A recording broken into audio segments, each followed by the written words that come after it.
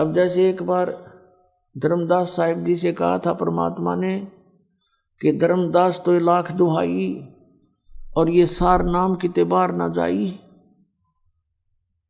और सार नाम जय बार जो पढ़ी ये बिचली पीढ़ी हंसनी तरही। फिर कहा कि धर्मदास मोरी लाख दुहाई ये मूल ज्ञान कहीं बार ना जाई, मूल ज्ञान बार जो पढ़ी बिचली पीढ़ी हंसनी तरही। मूल ज्ञान तब तक छुपाई जब तक द्वादश पंथ मिट जाई। तो इतना सख्त आदेश दे दिया था कि लाख दुहाई, लाख दुहाई, ये सतनाम किसी को बताना नहीं।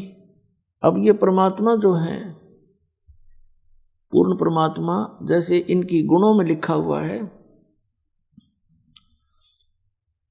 परमात्मा के गुण वेदों में विद्यमान हैं और उन महापुरुषों की अमरवाणी में विद्यमान है जिनको परमात्मा सीधे आकर मिले और सचखंड सतलोक से परिचित करवाया, उनमें भी प्रमाण है। ऋग्वेद मंडल नंबर 9 सूक्त नंबर 86 मंत्र 26-27 में, ऋग्वेद मंडल नंबर 9 सूक्त 82 मंत्र 1, 2, 3 में, ऋग्वेद मंडल नंबर 9 सूक्त 96 96 के 16 से लेकर 20 में, ऋग्वेद मंडल नंबर 9 सूक्त 1 मंत्र 8 और 9 में, ऋग्वेद मंडल नंबर 9 सूक्त 20 मंत्र 1 में, ऋग्वेद मंडल नंबर 9 सूक्त 94 मंत्र 1 में, और भी बहुत सारे ढेर सारे प्रमाण हैं वेदों में कि वो परमात्मा कबीर देव, हम उसको कबीर साहब कहने लगे। कबीर परमात्मा, देव कहो, साहब कहो, अल्लाह कहो, गॉड खुदा कहो, वो कबीर साहब परमात्मा ऊपर तीसरे मुक्ति धाम में यानी सतलोक में रहता है। तीसरा मुक्ति धाम तीसरा है।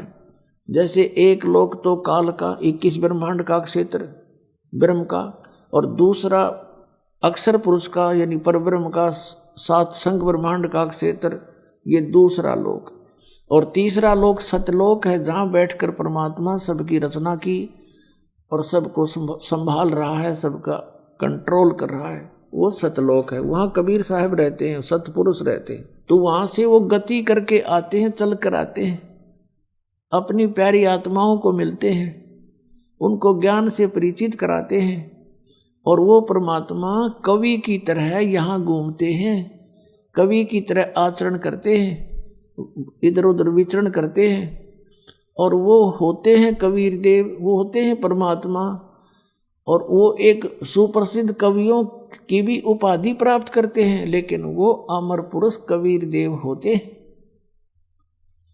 अपनात्मा इसी गुण के आधार से परमात्मा किन किन महापुरुषों को मिले। जैसे ये समागम उसी उपलक्ष्य में हो रहा है। यदि वो परमात्मा नहीं आते पुण्यात्मा, हमें कभी भी रास्ता नहीं मिलता। आज तक ब्रह्मा विष्णु महेश को भी यथार्थ ज्ञान नहीं है, ये सत्कर मान लेना। दास अभिमान नहीं करता, लेकिन सत्य ज्ञान बता रहा है, सच्चाई बता रहा है, क्योंकि ये काल नहीं किसी को सत रास्ता देता।